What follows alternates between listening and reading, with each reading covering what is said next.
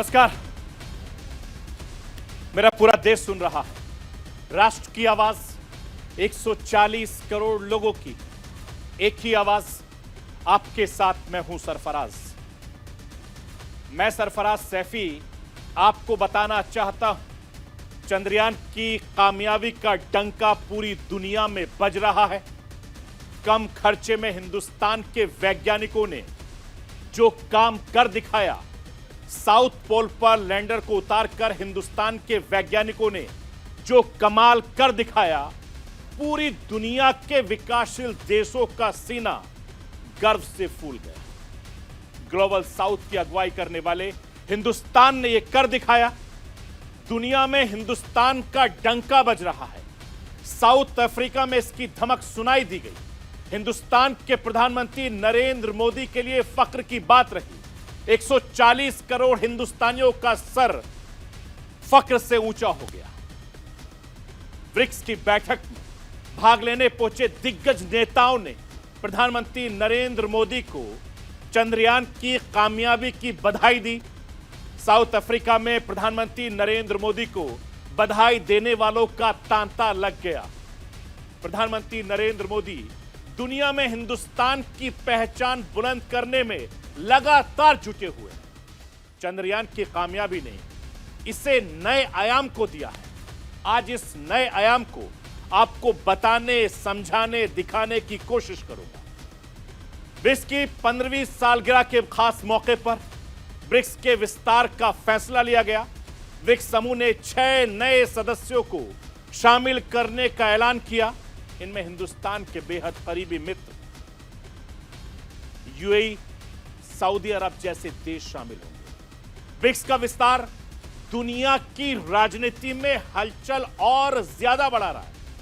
BRICS की आर्थिक ताकत को बढ़ाना दुनिया की राजनीति में उथल पुथल के संकेत भी दे रहा है। पहले से मजबूत ब्रिक्स समूह और ज्यादा ताकतवर बनकर पूरी दुनिया के सामने उभरेगा, जो अमेरिका पश्चिमी देशों के दबदबे को कम कर सकता है। ब्रिक्स के विस्तार के साथ अपनी करेंसी में कारोबार की बात कैसे सबका ध्यान अपनी तरफ खींच रही है, डॉलर को बड़ी चुनौती की ओर इशारा कर रही है। आज आपको राष्ट्र की आवाज के जरिए समझाऊंगा, बताऊंगा, दिखाऊंगा। प्रधानमंत्री नरेंद्र मोदी अपने खास अंदाज के लिए देश और दुनिया में जाने जाते हैं। दुनिया के मंचों पर प्रधानमंत्री नरेंद्र मोदी ने अपनी एक अलग पहचान बनाई है, अपनी एक अलग छाप छोड़ी है।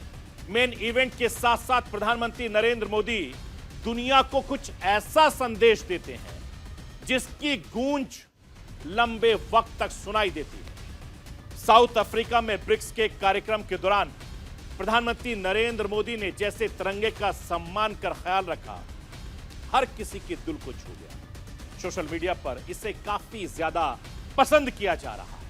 प्रधानमंत्री नरेंद्र मोदी सॉफ्ट डिप्लोमेसी पर खासा ध्यान रखते हैं और विदेशों में रहने वाले हिंदुस्तानी के मूल के लोगों के लिए यह कैसे मजबूती देता है, कैसे उन्हें अच्छा फील कराता है, इस बारे में भी आज राष्ट्र की आवाज के जरिए आपको बताऊंगा।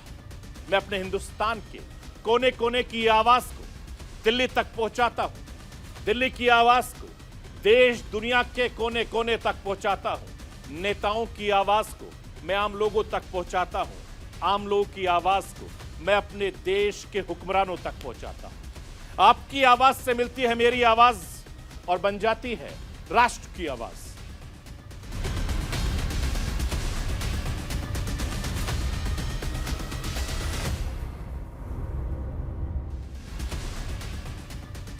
दुनिया की राजनीति में एक बार फिर से हलचल तेज हो गई है। 3 दिनों से दुनिया की नजर साउथ अफ्रीका पर टिकी है। साउथ अफ्रीका में क्या हो रहा है, साउथ अफ्रीका में कौन किससे मिल रहा है, साउथ अफ्रीका में किससे क्या बात हो रही है। ब्रिक्स की बैठकों में भाग लेने के लिए 20 से ज्यादा देशों के प्रतिनिधि साउथ अफ्रीका में जुटे हुए हैं और दुनिया की राजनीति में एक बड़ा एंगल है, हिंदुस्तान चीन के रिश्तों को लेकर है।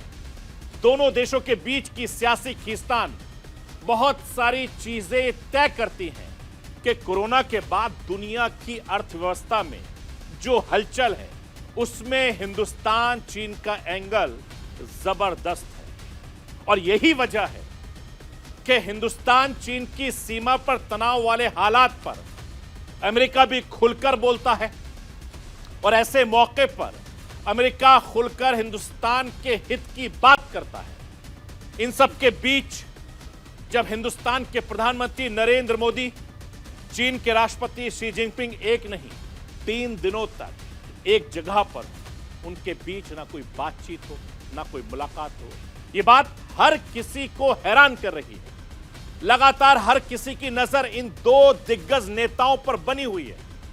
साउथ अफ्रीका में ब्रिक्स की बैठक के दौरान दोनों नेता मंच पर तो साथ नजर आए, मिले और मुस्कुराए भी, लेकिन दोनों के बीच औपचारिक मुलाकात नहीं हुई, औपचारिक बातचीत नहीं हुई। हां, इतना जरूर बताया जा रहा है कि चीनी राष्ट्रपति सितंबर में दिल्ली में होने वाले G20 की बैठक में भाग ले सकते हैं। मैं आपको यह बताना चाहता हूं कि हिंदुस्तान के चंद्रयान 3 की कामयाबी ने ब्रिक्स का माहौल पूरी तरीके से बदल दिया है। साउथ अफ्रीका में मौजूद प्रधानमंत्री नरेंद्र मोदी को बधाई देने वालों का तांता लग गया। प्रधानमंत्री मोदी के लिए यह सबसे बड़ा प्राउड मोमेंट रहा है। दुनिया की बड़ी बड़ी हस्तियों ने हिंदुस्तान को इतनी बड़ी कामयाबी के लिए सराहा है, तारीफ की है। बांग्लादेश की प्रधानमंत्री शेख हसीना हो, साउथ अफ्रीका के राष्ट्रपति रामाफोसा हो, या रूस के विदेश मंत्री लावरोव हो, सऊदी अरब के विदेश मंत्री फैसल बिन फरहान ने बड़ी गर्मजोशी के साथ हिंदुस्तान के प्रधानमंत्री नरेंद्र मोदी को बधाई दी और तस्वीरें लगातार वो आपको दिखा भी रहा हूं। चांद के साउथ पोल पर लैंडिंग करने वाला दुनिया का पहला देश बन गया हिंदुस्तान, और बड़े बड़े देशों को पीछे छोड़कर अंतरिक्ष विज्ञान के क्षेत्र में हिंदुस्तान ने एक लंबी छलांग लगाई है। इसकी धमक ब्रिक्स सम्मेलन में भी सुनाई गई और इस बेहद खास मौके पर हिंदुस्तान के प्रधानमंत्री नरेंद्र मोदी ने कहा कि इसे किसी एक देश की कामयाबी नहीं बल्कि मानवता की कामयाबी के तौर पर देखा जाए, और यह हम सभी के लिए गर्व की बात है। मैं आपको यह बताना चाहता हूं कि हिंदुस्तान के प्रधानमंत्री नरेंद्र मोदी लगातार देश दुनिया पर नजर बनाए रखते हैं। मैं आपको यह भी बताना चाहता हूं कि सुनिए हिंदुस्तान के प्रधानमंत्री नरेंद्र मोदी इस खास लम्हे को किस तरीके से पूरी दुनिया के सामने रख रहे हैं। सुनिए आप। भारत के मून मिशन को लेकर के ढेरों बधाइयां दी, और मैं यहां कल से अनुभव कर रहा हूं, हर किसी से बधाइयां मिल रही हैं, और दुनिया भर में भी इस सफलता को एक देश की सीमित सफलता के रूप में नहीं, लेकिन पूरी मानव जाति की एक महत्वपूर्ण सफलता के रूप में स्वीकार किया जा रहा है। ये हम सभी लोगों के लिए अत्यंत गर्व का विषय है, और भारत के वैज्ञानिकों को पूरे विश्व की तरफ से अभिनंदन का अवसर है। फ्रेंड्स, इस ऐतिहासिक अवसर पर आप सबकी तरफ से मुझे भारत को, भारत के वैज्ञानिकों को और दुनिया की वैज्ञानिक कम्युनिटी को जो बधाई के संदेश मिले हैं, मैं सार्वजनिक रूप से आप सबका मेरी तरफ से, मेरे देशवासियों की तरफ से और मेरे वैज्ञानिकों की तरफ से बहुत बहुत धन्यवाद करता हूं। Thank you. मैं आपको यह बताना चाहता हूं, ब्रिक्स का मतलब B से ब्राजील, R से रूस, I से इंडिया, C से चाइना, S से साउथ अफ्रीका।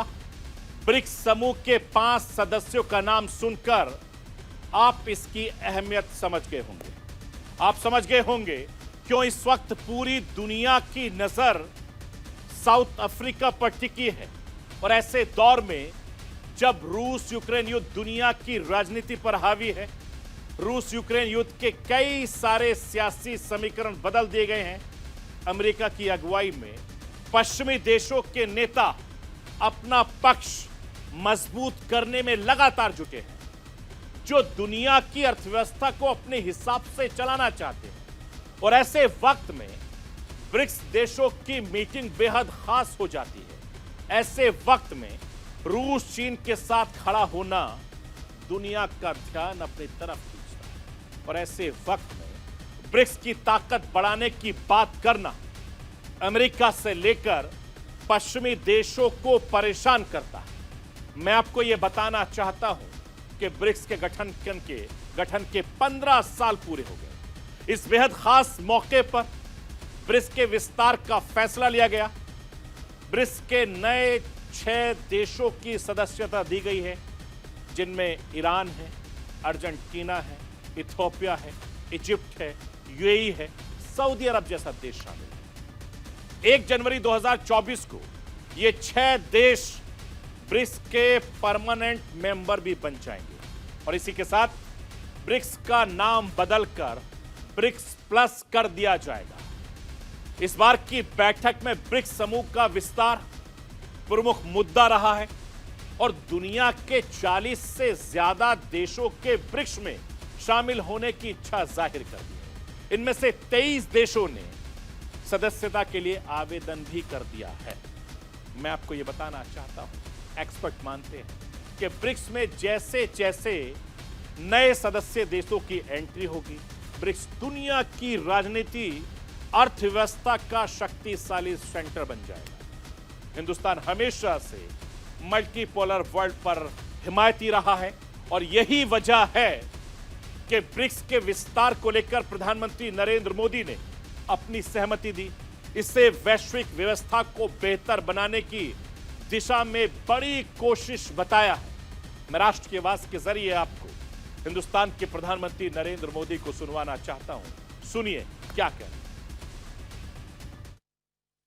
हमने ब्रिक्स की 15वीं वर्षगांठ पर इसका विस्तार करने का महत्वपूर्ण फैसला लिया है। जैसा मैंने कल कहा था, भारत ने ब्रिक्स की सदस्यता में विस्तार का हमेशा से पूरी तरह समर्थन किया है। भारत का यह मत रहा है कि नए सदस्यों के जुड़ने से ब्रिक्स एक संगठन के रूप में मजबूत तथा हमारे सभी साझा प्रयासों को एक नया बल देने वाला होगा। इस कदम से विश्व के अनेक देशों का मल्टीपोलर वर्ल्ड ऑर्डर में विश्वास और सुदृढ़ होगा। मुझे खुशी है कि हमारी टीम्स ने मिलकर एक्सपांशन के गाइडिंग प्रिंसिपल्स, स्टैंडर्ड्स, क्राइटेरिया और प्रोसीड्यूर पर सहमति बनाई है। मैं आपको यह बताना चाहता हूं कि ब्रिक्स के मंच से हिंदुस्तान के प्रधानमंत्री नरेंद्र मोदी ने इशारों में संयुक्त राष्ट्र को एक बड़ा संदेश दे दिया है। संयुक्त राष्ट्र रक्षा परिषद की स्थायी सदस्य की मांग हिंदुस्तान लगातार उठा रहा है। ब्रिक्स के विस्तार पर बात करते हुए प्रधानमंत्री नरेंद्र मोदी ने दूसरी अंतर्राष्ट्रीय संस्थाओं के विस्तार की मांग पर भी जोर दिया है। मैं आपको सुनाना चाहता हूं कि नरेंद्र मोदी इस मसले पर क्या कुछ कह रहे हैं। सुनिए। फ्रेंड्स, ब्रिक्स का विस्तार एवं आधुनिकीकरण इस बात का संदेश है कि विश्व के सभी इंस्टीट्यूशंस को बदलते समय की परिस्थितियों के अनुरूप ढलना चाहिए। ये एक ऐसी पहल है जो 20वीं सदी में स्थापित अन्य ग्लोबल इंस्टीट्यूशंस के रिफॉर्म के लिए एक मिसाल बन सकता है। कहते हैं एक तस्वीर हजार अल्फाज से ज्यादा बोलती है। आप इस तस्वीर को देखिए, इस तस्वीर के मायने को समझिए। क्यों ब्रिक्स की बैठक पश्चिमी देशों को बेचैन कर रही है? ब्रिक्स के इस मंच पर हिंदुस्तान के प्रधानमंत्री नरेंद्र मोदी हैं। ब्रिक्स के इस मंच पर चीन के राष्ट्रपति शी जिनपिंग भी मौजूद हैं। ब्रिक्स के इस मंच पर रूस की तरफ से विदेश मंत्री मौजूद हैं और साथ ही साथ मंच पर साउथ अफ्रीका के नेता भी आपके सामने मौजूद हैं। राष्ट्रपति यहां पर मौजूद हैं। इसके अलावा ब्राजील के राष्ट्रपति भी इस पर मौजूद हैं। ये पांचों नेता दुनिया की 5 उभरती अर्थव्यवस्थाओं को रिप्रेजेंट कर रहे हैं।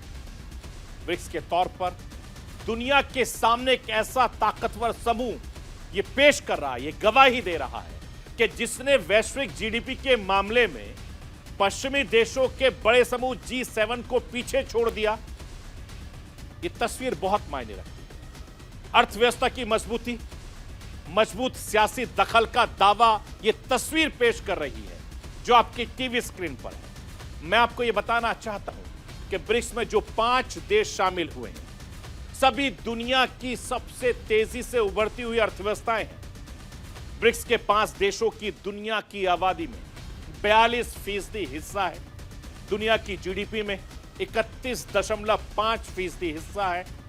ग्लोबल ट्रेंड में 18% की हिस्सेदारी है। और शुरुआती दशक में ब्रिक्स ने science, technology, trend promotion, energy, health, education, innovation जैसे सेक्टर में सहयोग बढ़ाने पर फोकस किया है।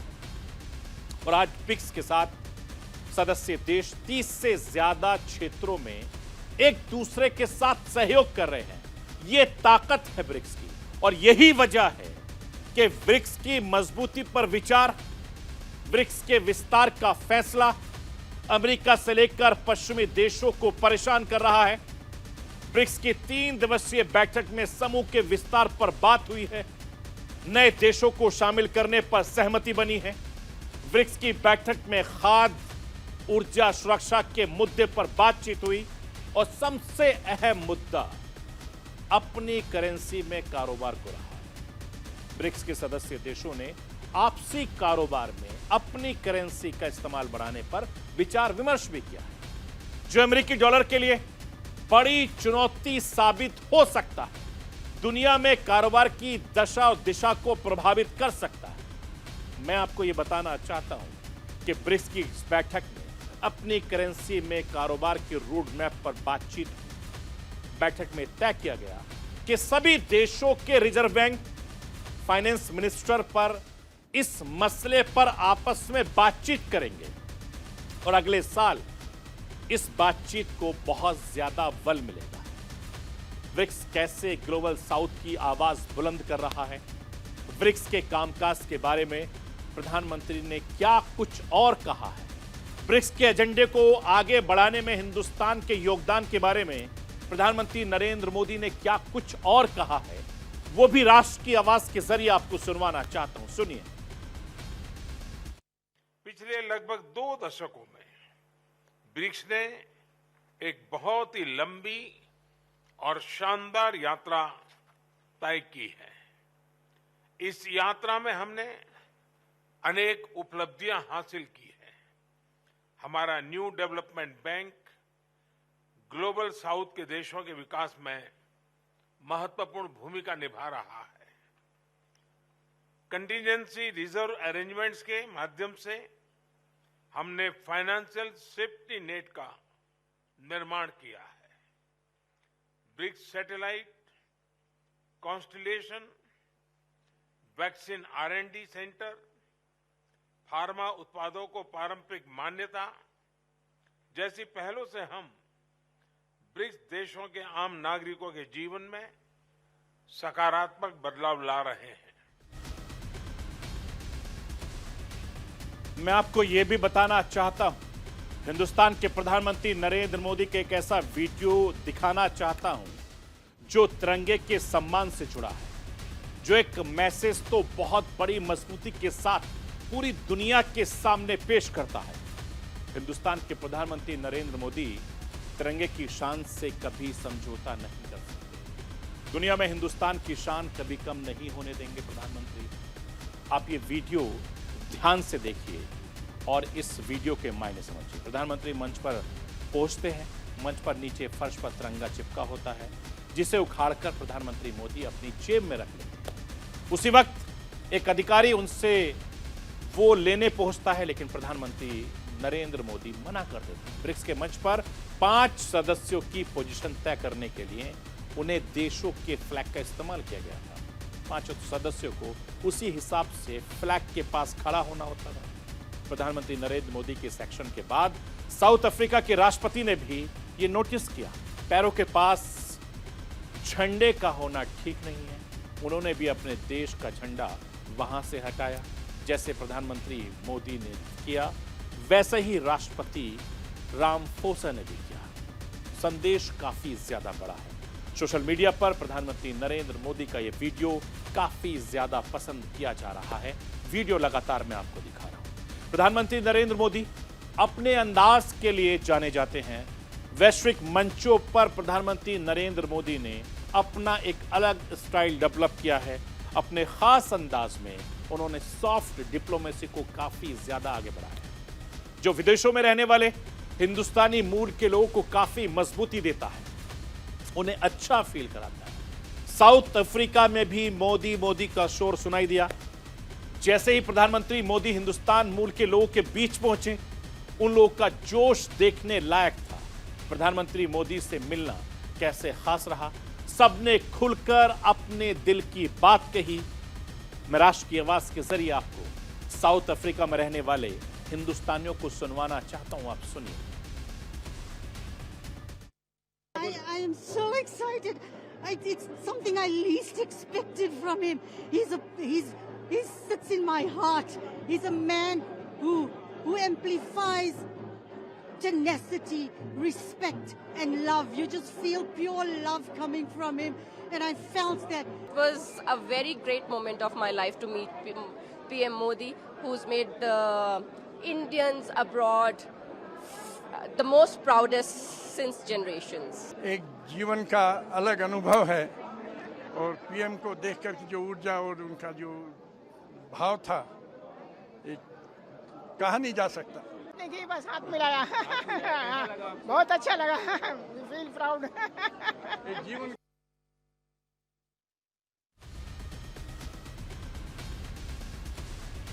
ब्रिक्स सम्मेलन के बाद 25 अगस्त को प्रधानमंत्री नरेंद्र मोदी ग्रीस जाएंगे। पिछले 40 सालों में किसी हिंदुस्तानी प्रधानमंत्री की यह पहली ग्रीस यात्रा होगी, जिसका डिप्लोमेटिक संदेश काफी ज्यादा बड़ा होने वाला है। और साउथ अफ्रीका में जिस तरीके से हिंदुस्तान का डंका बजा है, उससे तो जाहिर है कि आने वाले वक्त में हिंदुस्तान इसी तरीके से अपनी कामयाबी की नई इबारत लिखता रहेगा। तो ये थी राष्ट्र की आवाज। बाकी खबरों के लिए आप बने रहिए न्यूज इंडिया के साथ। कल रात 9 बजे फिर होगी मुलाकात।